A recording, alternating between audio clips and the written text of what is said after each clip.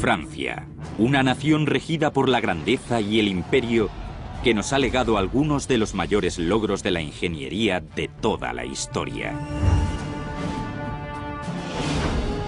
Francia estuvo regida por gobernantes que se arrogaban atributos divinos y que llevaron el arte de la guerra por todos los confines de Europa. Su empeño por la perfección obligaba a sus construcciones a adoptar proporciones inimaginables.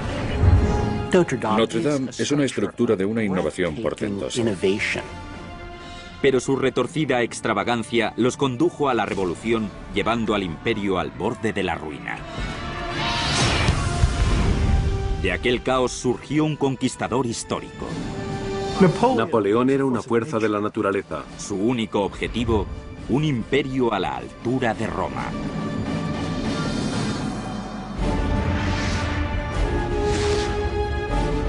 La construcción de un imperio. Napoleón, el gran constructor. 1163, París. Una legión de trabajadores tirando de un sinfín de bloques de piedra desfilan por la Île de la Cité, una isla en medio del Sena. Este ha sido un enclave sacro durante miles de años. Originalmente un santuario druida, fue transformado en un templo romano dedicado al dios Júpiter, para acabar convertido en lugar de peregrinaje para los cristianos que venían a honrar a Saint-Denis, a quien aquí se torturó y decapitó. Más tarde el rey de Francia decretó que aquí se pondrían los cimientos de una grandiosa catedral que sería la envidia del resto de Europa. Luis VII, 1120-1180. Aquel rey era Luis VII. Y la grandiosa catedral Notre Dame. Incluso hoy en día sigue siendo una de las construcciones más majestuosas del mundo. A los enfants de la patrie, le jour de gloire est arrivé. The day of glory Ha llegado el día de la gloria. Hola, soy Peter Weller. Me aprendí la marsellesa, quizá el himno nacional más apasionado del mundo, hará unos 15 años cuando me propuse pasar una temporada recorriendo las calles de París y volver sobre los pasos de la Revolución Francesa. Pero el legado directo de la Revolución Francesa no fueron ni mucho menos días de gloria, sino un reino de terror reaccionario que sumió a Francia en un caos político salpicado de cadáveres decapitados. Un caos del que acabaría surgiendo Napoleón. La democracia vendría más adelante. Aunque, si los cimientos de las democracias están cubiertos de sangre, también lo están de belleza.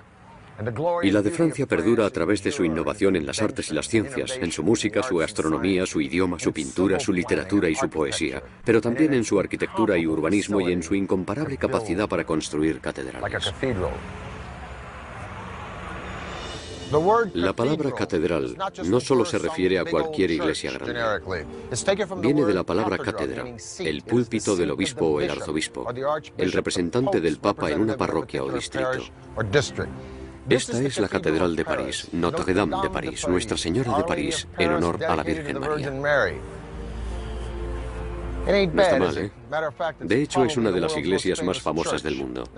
Muchos años antes, a comienzos de la Edad Media, el estilo preferido para las iglesias era el románico, que tomaba elementos romanos como las columnas y los capiteles. Las iglesias románicas eran poco elevadas y extendían su planta a lo ancho de gruesos muros, minúsculas ventanas, bóvedas de cañón y arcos de medio punto. Incluso la escultura era maciza y austera, pero la capacidad de aquellas iglesias era limitada y el obispo de París, Maurice de Sully, no solo quería llenar su iglesia con miles de fieles, quería que ésta inspirara respeto. De Sully era considerado como un icono cristiano en Francia. Tras años de sangrientas contiendas, él y Luis VII buscaban consolidar su control sobre los terrenos feudales del país. La gran catedral sería la piedra angular de aquel nuevo régimen, un símbolo de su formidable autoridad. Sería una construcción nunca vista antes en el mundo. Maurice era el obispo de París en un momento en que la ciudad era todo un polvorín. Luis VIII había fijado en París la capital del reino. Maurice quería un edificio que respondiera a aquel estatus de la ciudad y que fuera digno de hombres de tal riqueza y poder.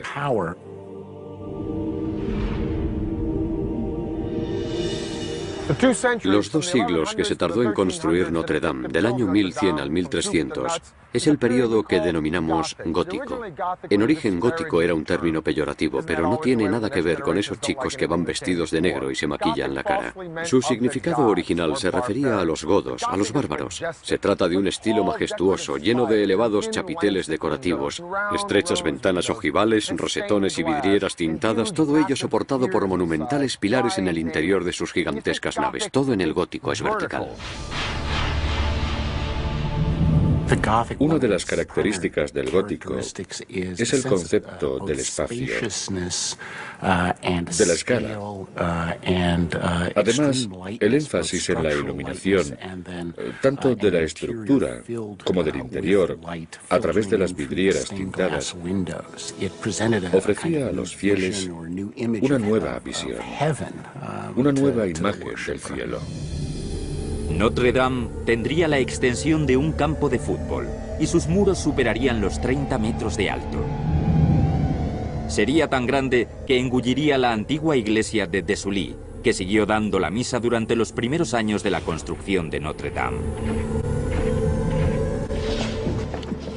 Los andamiajes permitían subir las herramientas y materiales más pesados, como los puntales de madera y los mampuestos para armar las bóvedas.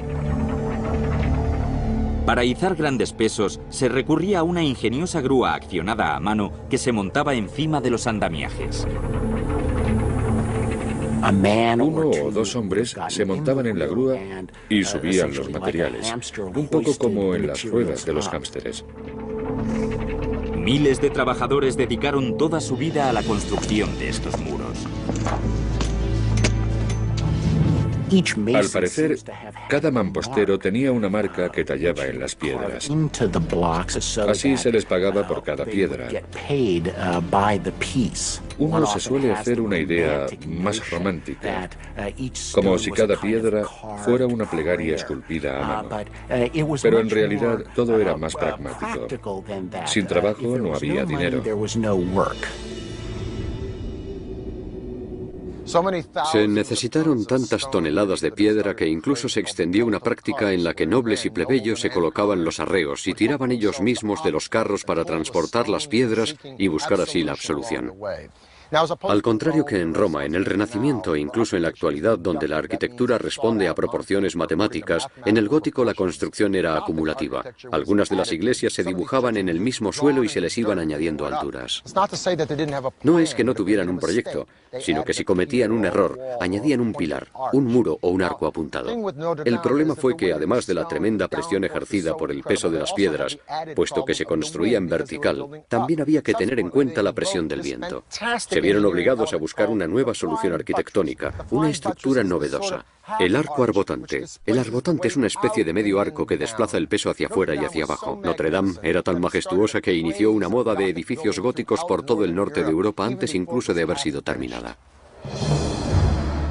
Antiguamente, los arquitectos miraban hacia arriba y siempre se topaban con el mismo problema: la gravedad. El peso aplastante de una techumbre de piedra ejercía una presión excesiva en los muros.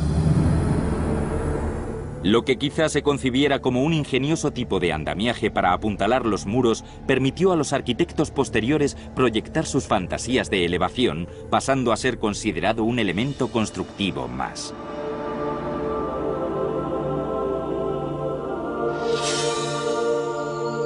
Gracias a este apoyo, los muros de contención podrían albergar enormes huecos para las gigantescas vidrieras que antes hubieran sido impensables debido a la fragilidad de las paredes.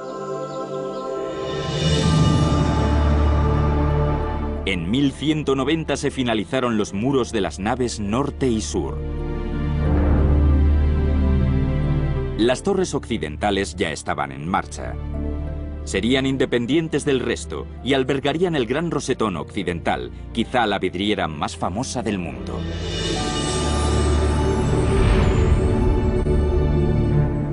En 1196, a pesar de su deteriorada salud, Desully estaba decidido a hacer de Notre Dame la catedral más extraordinaria de Europa, aunque él no estuviera allí para verlo. En su testamento, Maurice de Sully donó dinero para el tejado de la catedral. Gracias a su generosidad, dejó su huella en la iglesia que tanto amaba. La catedral de Notre Dame se terminó a mediados del siglo XIV, casi 200 años después de la colocación de la primera piedra. Era el símbolo de un imperio en alza. Su grandeza y su belleza eran un presagio del poder y la gloria que estaban por llegar. Pero antes el imperio vería cómo uno de sus monarcas hacía tambalear sus cimientos. Un rey que se comparaba con los dioses, que llegaría a acercar toda Francia con fortificaciones espectaculares y construiría el mayor palacio nunca visto.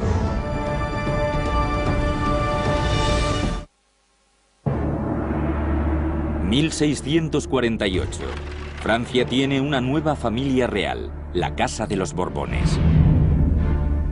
El país acaba de dejar atrás siglos de sangrientas contiendas y devastadores brotes de peste.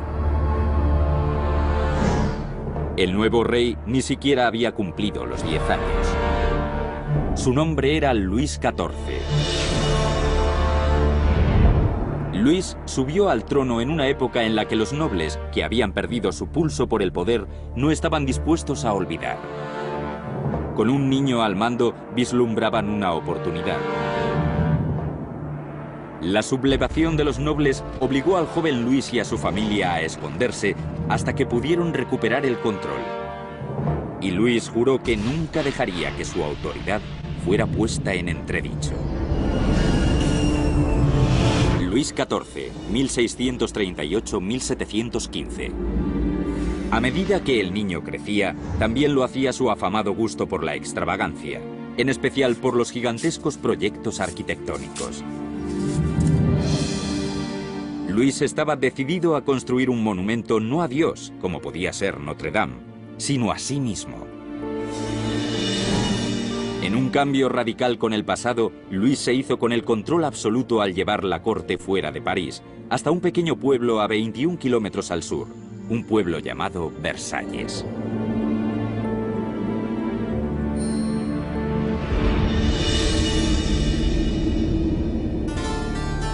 En 1661, los arquitectos comenzaron a trabajar en un colosal complejo que albergaría el centro neurálgico del imperio. Luis XVI quería conseguir logros espectaculares, quería obras de ingeniería y arquitectónicas espectaculares. El propio Versalles es una declaración de intenciones, la imagen de lo que él proyectaba para el mundo entero. Quería el poder supremo. Versalles. Fue aquí donde las enormes pelucas y las delicias de hojaldre se elevaron a la categoría de arte. 700 salas, 2000 ventanas, 1250 chimeneas, 1800 acres de jardín, 1400 fuentes. Para Luis XIV, estos aposentos no eran solo su hogar, también eran su despacho. Porque si uno es rey, no tiene que ir al trabajo, el trabajo viene a uno. Al fin y al cabo es el hombre que dijo, «L'État c'est moi», el Estado soy yo. ¿Y qué mejor lugar para un ego de tal calibre que una casa con un vestíbulo hecho totalmente de espejos? En Versalles, un paseo por la alfombra roja era más bien una maratón. En 1862 se concluyó la construcción de lo que se convertiría en el símbolo del poder y la gloria del antiguo régimen. Sus fuentes y jardines eran los más bellos que el mundo había contemplado jamás, pero necesitaban agua. Para resolver este problema, Luis encargó la construcción del que quizás sea su mayor logro en ingeniería, la máquina de Marly. Una enorme estación de bombeo ideada para llevar el agua del Sena casi 5 kilómetros colina arriba, hasta sus amadas fuentes. Inaugurada por Luis en 1684, la máquina de Marly era una obra de arte de la ingeniería hidráulica. Se servía de la corriente del Sena para hacer girar 14 gigantescos tornos capaces de suministrar cerca de 380 litros de agua al día.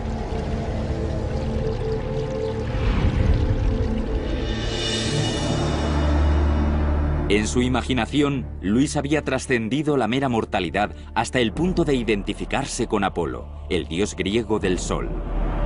Llegó incluso a adoptar el nombre de El Rey Sol.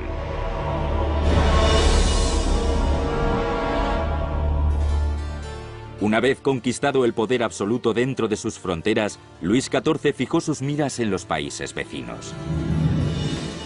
Luis XIV fue un agresor dentro de una Europa en la que Francia ya era el principal poder. Para realizar sus sueños de un imperio, el monarca francés recurrió a uno de los ingenieros más señeros de la historia militar, Sébastien de Vauban. Vauban demostró su pericia en el campo de batalla con una revolucionaria estrategia de ataque, los campos de trincheras paralelas, un método que salvaría vidas y cambiaría el arte de la guerra durante cientos de años.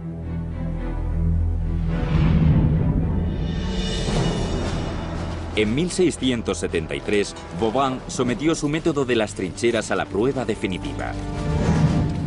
Bajo el fuego cruzado del sitio de la fortaleza holandesa de Maastricht, Vauban apostó a las tropas de Luis XIV a lo largo de una primera trinchera paralela a la fortificación, a unos 550 metros, fuera del alcance de los cañones. Las trincheras paralelas fueron avanzando hasta que la artillería francesa estuvo lo suficientemente cerca como para poder abrir brechas en los muros del fuerte enemigo. Su técnica funcionó a la perfección. Las tropas galas se introdujeron por las brechas abiertas, llevándose a los holandeses por delante.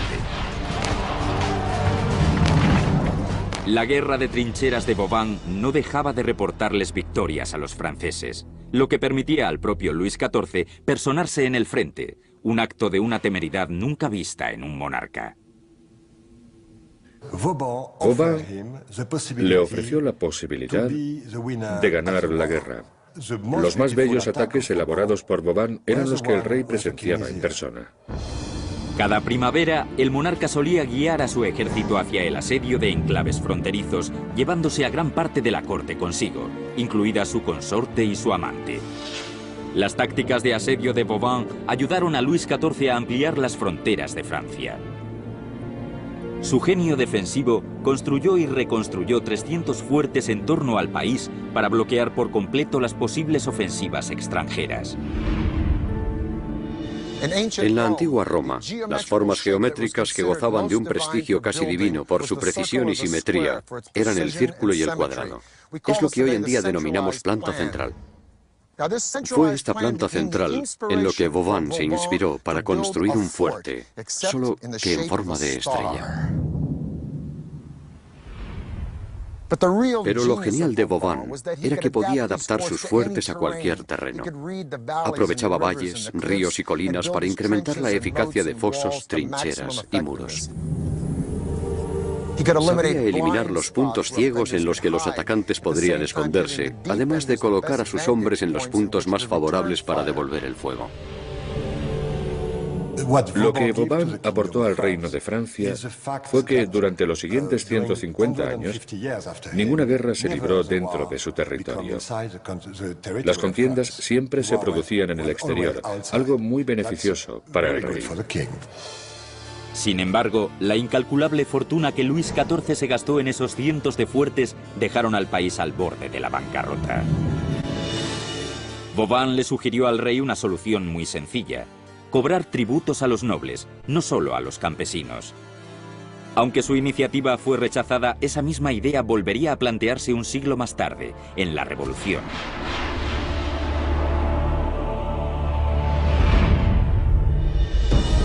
Pero en aquel momento Luis XIV era el monarca más poderoso sobre la faz de la tierra. Con su expansión europea en marcha, se propuso dominar los mares mediante un corredor que uniría el Atlántico con el Mediterráneo. Un corredor que nadie creía fuera posible construir.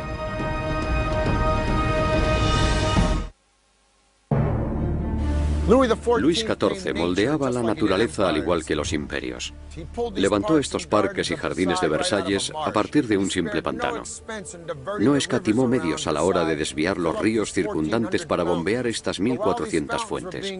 Pero mientras todo esto se diseñaba, un recaudador del impuesto llamado Pierre-Paul Riquet tenía sus propias ideas sobre el agua. Su sueño era conectar el mar Mediterráneo con el Atlántico Norte mediante un canal que atravesaría toda Francia.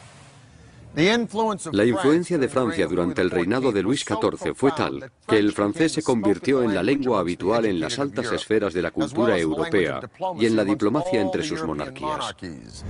Pero Luis XIV detestaba depender de dichas monarquías, en especial de la española, para acceder al océano Atlántico a través del Mediterráneo.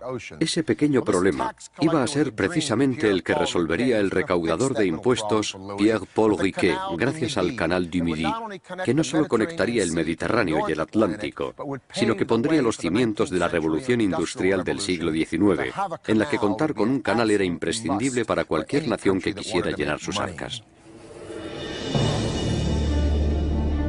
Pierre-Paul Riquet no era más que un niño cuando oyó hablar de la idea de un canal que atravesara Francia y evitara que las embarcaciones tuvieran que bordear España, pero no dejó de soñar con ello el resto de su vida. No sé si sería fácil vivir con Riquet, porque estaba tan inmerso en ese proyecto, estaba obsesionado con el canal. Algo dentro de él le impulsaba a construir, a conseguir materializar algo que quedara para la posteridad.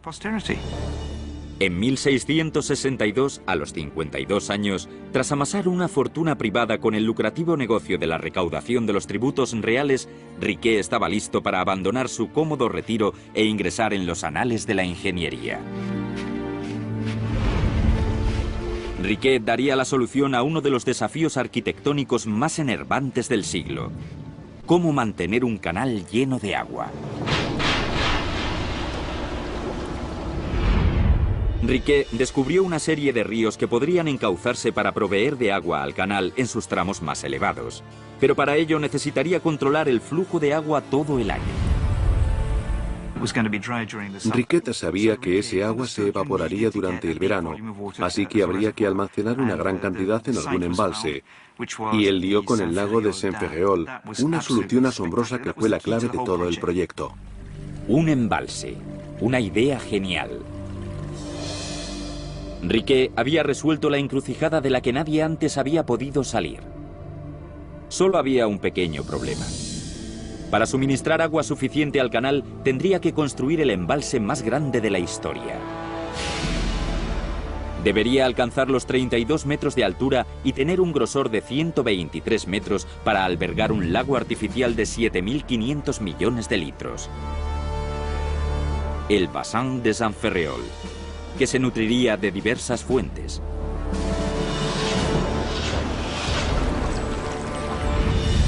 Aquello podría sonar bien sobre el papel, pero solo había un hombre en el mundo con suficiente dinero como para sufragar el aventurado proyecto de Riquet.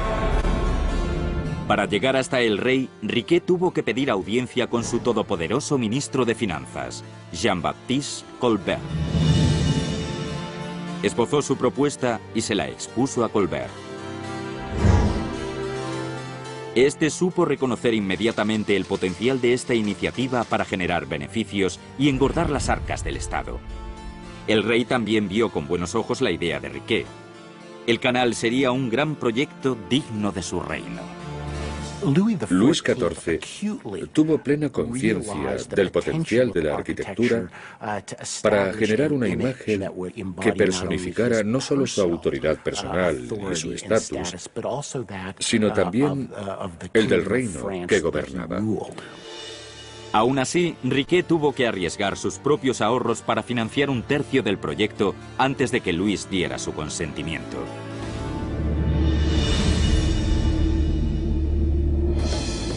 En 1666, sin conocimientos previos de ingeniería, Riquet se lanzó a la osada tarea de construir su gigantesco canal. Comenzaron los trabajos de construcción del embalse de Saint-Ferréol, una empresa que duraría 4 años. Mientras el embalse y el sistema de afluentes ya estaban en marcha, el 17 de noviembre de 1667 se comenzó a excavar el propio canal en Toulouse. En enero de 1668 eran 2.000 los trabajadores que participaban en el proyecto, cifra que alcanzó los 12.000 en las fases de mayor actividad. Se llegaron a emplear a 600 mujeres debido a la escasez de jornaleros. Para asegurarse una mano de obra numerosa y de fiar, Riquet ofreció unas pagas superiores a la media, facilitó alojamientos asequibles e incluso vacaciones y bajas por enfermedad. Introdujo un avance de lo que sería la seguridad social. Los jornaleros tenían permisos remunerados, algo totalmente inaudito en aquella época, así que se podría decir que se adelantó a su tiempo. Pero claro, tenía que ser capaz de terminar el proyecto a tiempo. La envergadura del proyecto de Riquet y la generosidad de sus condiciones laborales no tardaron en suscitar críticas. Los contrarios al canal acusaron a Riquet de despilfarrar los caudales públicos para su gloria personal en una empresa condenada al fracaso. Incluso el propio Colbert comenzaba a tener sus dudas. En 1677, tras 10 años de trabajos, el proyecto se topó con un problema más a medida que el canal se acercaba a la ladera sur de la cordillera de Enserun.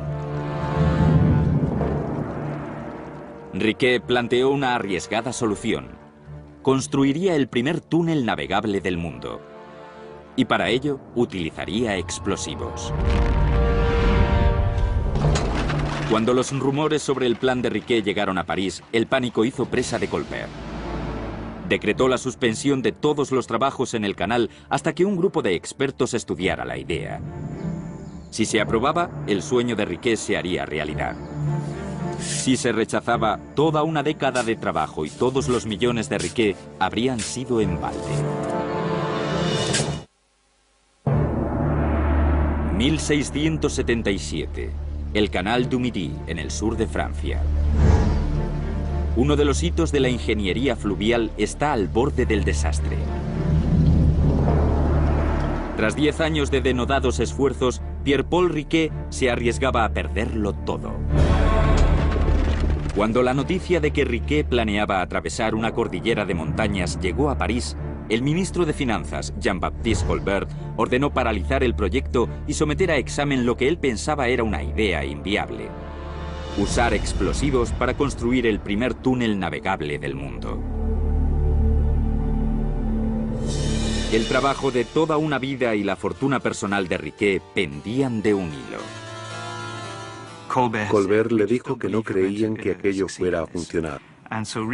Riquet incrementó el número de trabajadores y trabajadoras, y cuando se presentó el inspector, creo que a las 2 semanas, pudo ver que habían sido capaces de atravesar la montaña y comprobar que el túnel era practicable.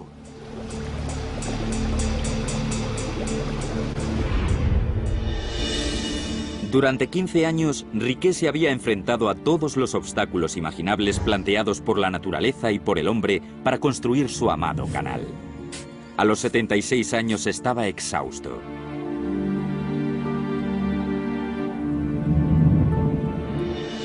El 1 de octubre de 1860, Riquet, gravemente enfermo y postrado en la cama, llamó a su hijo y le preguntó: «¿Où est le canal? ¿Dónde está el canal?». Su hijo le respondió que ya estaba a menos de 5 kilómetros del mar. El canal se dio por finalizado 8 meses después de la muerte de Riquet. 8 meses impidieron a su creador ver su obra finalizada.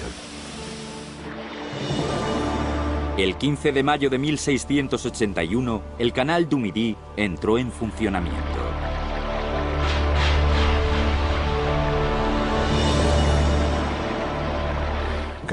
El Canal du Midi es una obra maestra, la solución para el transporte fluvial en Francia. La mejor opción incluso hoy día. El Canal du Midi fue una obra pionera. Luis XIV, 1638-1715. El canal no era más que uno de los muchos proyectos que Luis XIV llevó a cabo en su ansia por el poder y la gloria. Como consecuencia de ello, al acabar su reinado, Francia estaba al borde de la ruina. El gobierno autocrático y las deudas generadas por el despilfarro pondrían las semillas de lo que acabó estallando un siglo más tarde. En 1789, la monarquía fue derrocada por la Revolución Francesa. El rey Luis XVI y María Antonieta fueron decapitados en la Place du Roi. Pero el reino del terror se volvería contra sí mismo. Danton, Robespierre y el resto de los padres de la Revolución serían asesinados en sus bañeras o en la propia guillotina.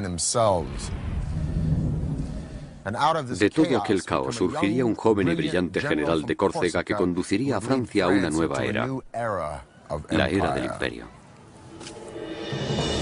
En 1795, un joven oficial de una pequeña isla del Mediterráneo estaba a punto de intentar hacerse con el poder por primera vez. París aún se estaba recuperando tras el trienio de sangrientas revueltas que había dejado la Revolución Francesa. El reinado de este joven oficial cautivaría la imaginación de los franceses y le catapultaría a la escena mundial como uno de los más grandes conquistadores de la historia. Su nombre era Napoleón Bonaparte.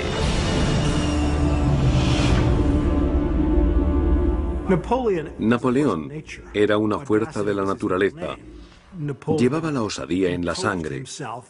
Se supo imponer a Europa con tal poderío que entró en los anales de la historia junto a Julio César y unos pocos elegidos. La ascensión de Napoleón fue meteórica. En solo un año pasó de jefe del ejército en el interior a comandante en jefe del destacamento en Italia.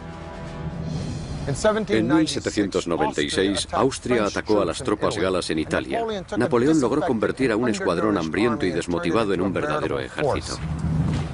Fue venciendo batalla tras batalla a los austríacos hasta hacerse con la mayor parte del norte de Italia y someter a la tranquila República de Venecia. A su regreso a París, Napoleón fue recibido como una estrella y comenzó a hacerse con el mando, aunque tras 10 años de sangre y vísceras, parisinos y franceses le acogieron con los brazos abiertos. En 1804, Napoleón fue coronado emperador en Notre Dame. Se dice que en uno de los primeros bocetos que Jacques-Louis David hizo del acto, Napoleón le quitaba la corona al Papa para ponérsela sobre su cabeza. Durante la coronación se volvió hacia su hermano y le dijo: «Ojalá Papá me viera ahora». Con este descomunal ego, es curioso que Napoleón fuera reacio a erigir monumentos a su persona. Tan solo lo hizo una vez. Un arco de 70.000 toneladas de piedra proyectado a imagen y semejanza del arco de Tito en Roma. Es el famoso Arc de Triomphe.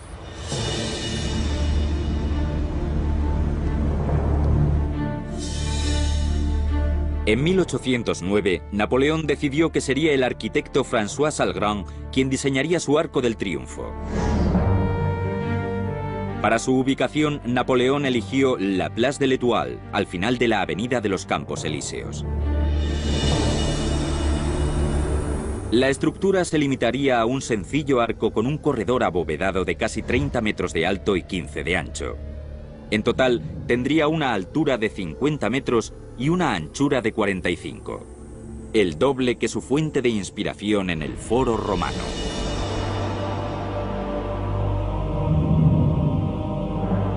En la base de los pilares del arco se esculpieron 4 enormes altorrelieves en conmemoración de las guerras revolucionarias y napoleónicas.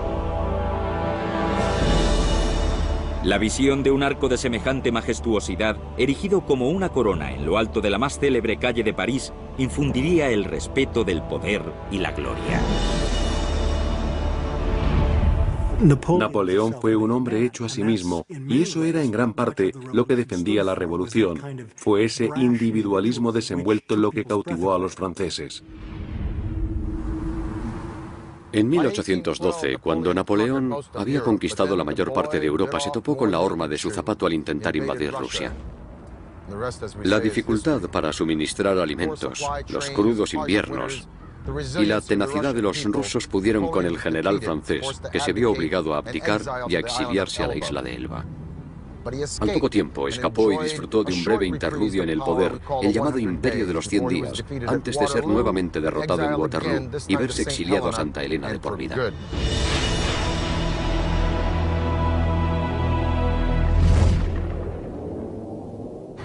Quizá por el respeto reverencial que los franceses sentían por Napoleón, siguieron trabajando en el Arco del Triunfo hasta su finalización en 1836. El arco se levantaría como un emblema de Francia, hasta que una extraña y esquelética figura de acero cambiaría el concepto del paisaje urbano para siempre. El Arco del Triunfo se cerniría sobre París otros 50 años antes de sucumbir a una torre que cautivó la imaginación del mundo. En 1889, París vería nacer uno de los monumentos más memorables y sobrecogedores del mundo: la Torre Eiffel. Tras la caída de Napoleón, Francia sobrevivió a 3 sangrientas revueltas en una turbulenta transición desde las monarquías e imperios hasta la democracia. La década de 1880 marcó el cenit del Imperio francés, una superpotencia colonialista que llegó a abarcar 1/3 de África, Indochina y una extensa franja del Caribe. La Exposición Universal de París de 1889 fue concebida para celebrar el centenario de la Revolución y establecer una nueva y gloriosa época para Francia. El gobierno galo eligió un extraordinario eje para la exposición: una fabulosa torre de 300 metros, todo un símbolo del optimismo y la confianza nacional. El ministro de Comercio, Édouard Lacroix, veía en ella un símbolo del progreso, en torno al cual, según sus palabras, la humanidad describía una espiral ascendente. El concurso para su diseño recogió 100 propuestas, incluida la de la firma de ingenieros de Gustave Eiffel.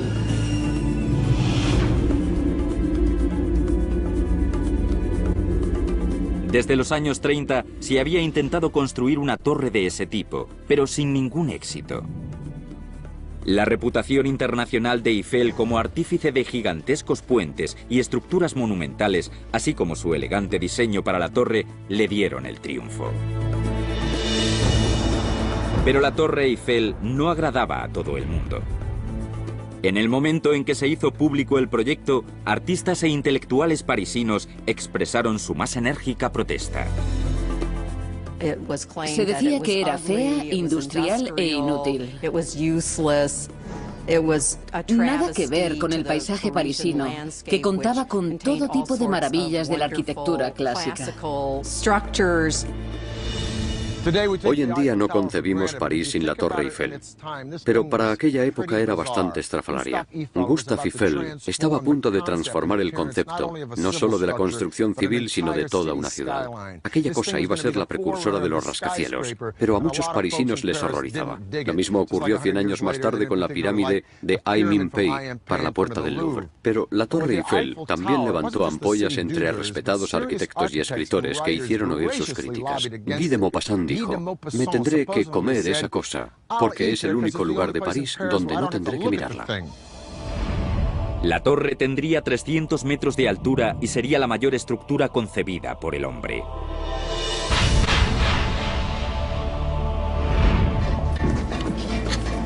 Cuando en enero de 1887 Eiffel excavó en el campo de Marte, en la orilla izquierda del Sena, se encontró con el primer problema. Las muestras del suelo donde se ubicarían los 2 pilares eran húmedas y poco consistentes. Un escollo importante para una estructura de 7.000 toneladas. Como solución, Eiffel propuso una innovadora técnica para anclar su enorme torre. En los cimientos de la orilla hizo enterrar cámaras de hierro herméticas, o caissons, para que los obreros pudieran excavar bajo el nivel del agua hasta encontrar una base de material sólido. Los cimientos se construyeron en diagonal para que las 4 colosales columnas ejercieran su empuje en los ángulos adecuados de los bloques de cimentación. Eiffel demostró su genio para la innovación con su diseño de los asentamientos cilíndricos que soportarían las columnas. En cada uno de ellos colocó un pistón hidráulico para poder alinear las columnas con mayor precisión una vez erguidas. Pero Eiffel aún tenía que enfrentarse al mayor de los retos: el viento. Y su solución sería determinante en todos y cada uno de los rascacielos que se construirían a continuación. Todos los grandes arquitectos del siglo XX seguirían sus pasos. Eiffel era una autoridad en los estudios de aerodinámica de bastidores en altura, pero incluso él estaba construyendo sobre la nada. Eiffel se sirvió de una serie de pilares entramados diseñados al milímetro para que sus bordes curvados hacia adentro mitigaran los efectos del viento. Según su diseño, la torre nunca oscilaría más de 10 o 12 centímetros por mucho que soplara el viento.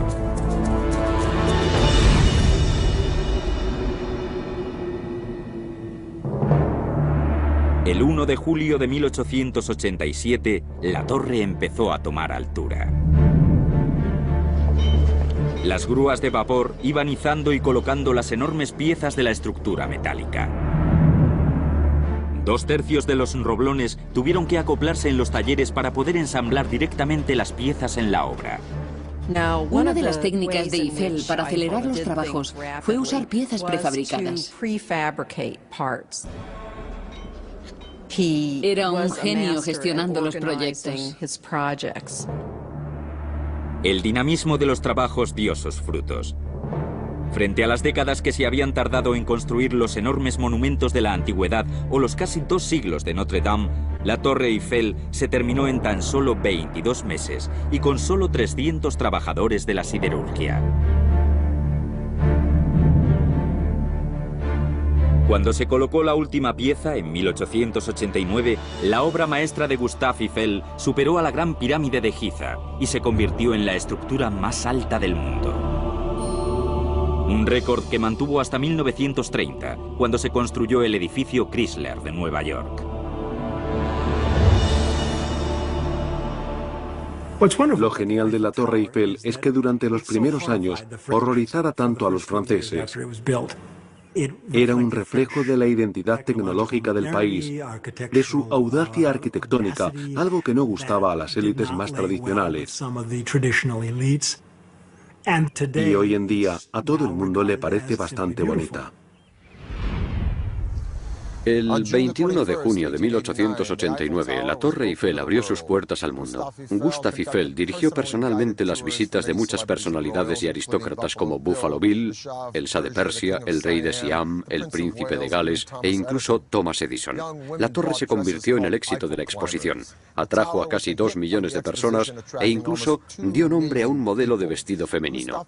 Gustave Eiffel, que había financiado casi el 80% del proyecto a cambio de los beneficios de todas las concesiones, no tardó más que un año en recuperar su inversión. La torre acabaría haciendo de él un hombre muy rico. La Torre Eiffel simbolizaba un ideal de sociedad republicana. Estaba hecha de muchas piezas muy pequeñas que se interconectaban y se apoyaban las unas a las otras. De alguna manera, representaba una analogía de la sociedad republicana, en la que todo el mundo, todas las clases sociales, se apoyan mutuamente en un gobierno democrático, respaldándolo y sacándolo adelante.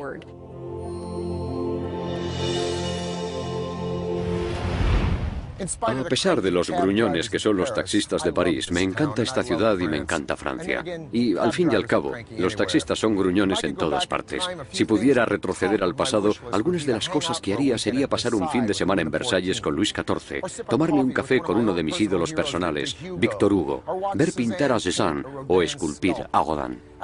Pero como no puedo, me contento con tomarme mi café admirando el rosetón de Notre Dame, las vidrieras de la Catedral de Chartres o divisando la Torre Eiffel y preguntándome cómo lograron que ni siquiera en los mayores puntos de presión esa cosa llegue a soportar 1 kilo por centímetro cuadrado. La elegancia, el estilo y la sofisticación de los franceses ha pervivido desde Carlomagno hasta el siglo XXI. ¿Cómo lo han hecho? Hay quien dice que es arrogancia, pero yo creo que es confianza. Vive la France. Desde la ciudad de las luces, Peter Weller.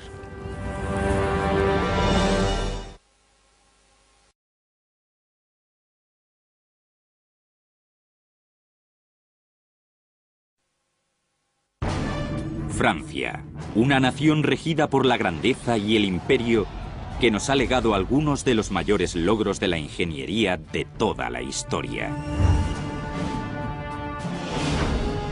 Francia estuvo regida por gobernantes que se arrogaban atributos divinos y que llevaron el arte de la guerra por todos los confines de Europa.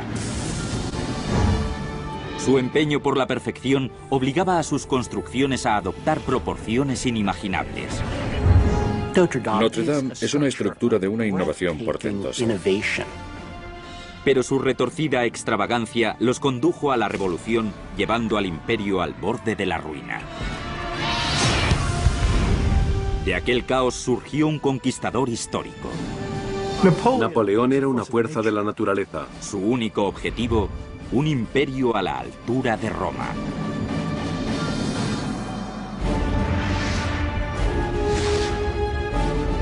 La construcción de un imperio. Napoleón, el gran constructor.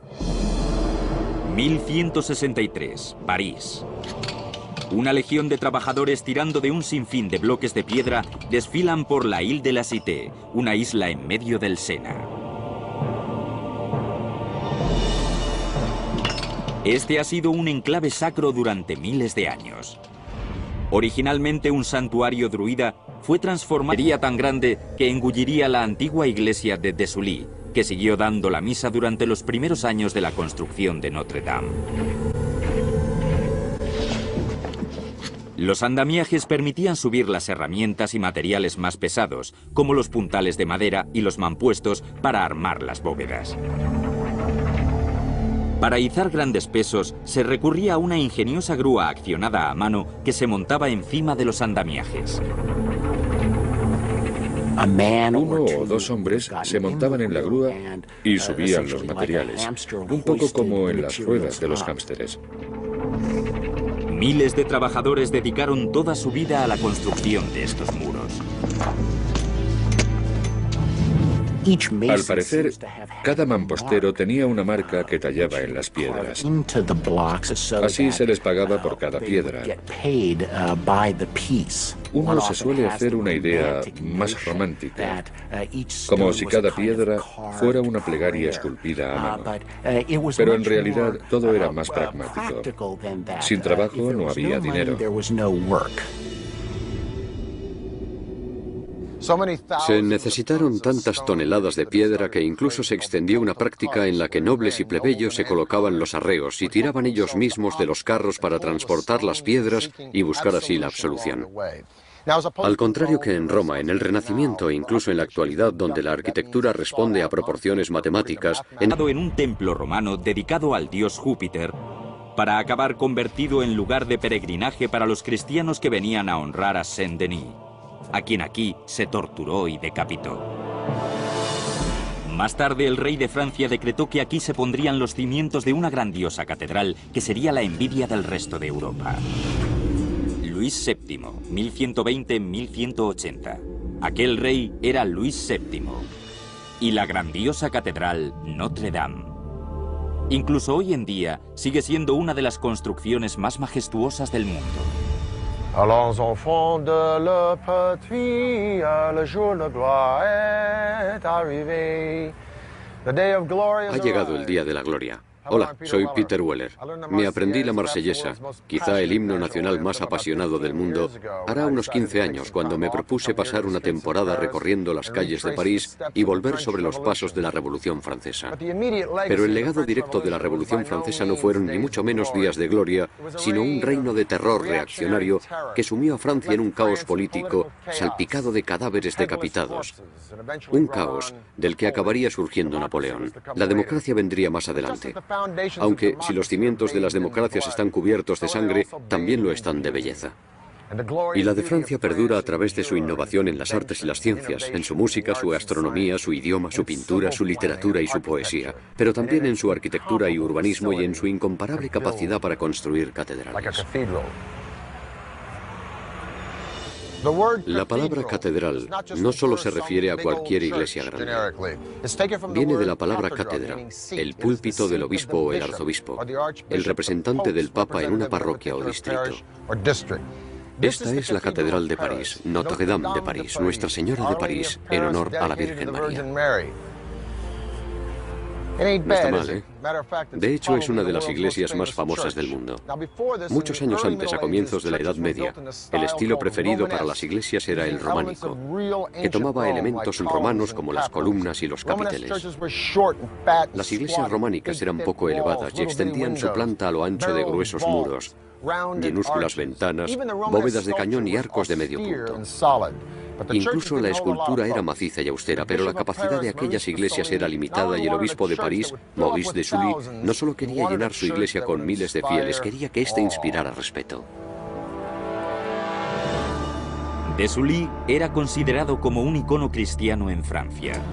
Tras años de sangrientas contiendas, él y Luis VII buscaban consolidar su control sobre los terrenos feudales del país. La gran catedral sería la piedra angular de aquel nuevo régimen, un símbolo de su formidable autoridad. Sería una construcción nunca vista antes en el mundo. Maurice era el obispo de París en un momento en que la ciudad era todo un polvorín. Luis VIII había fijado en París la capital del reino. Maurice quería un edificio que respondiera a aquel estatus de la ciudad y que fuera digno de hombres de tal riqueza y poder.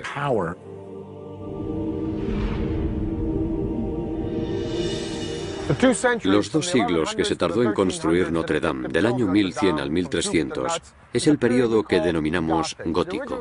En origen, gótico era un término peyorativo, pero no tiene nada que ver con esos chicos que van vestidos de negro y se maquillan la cara.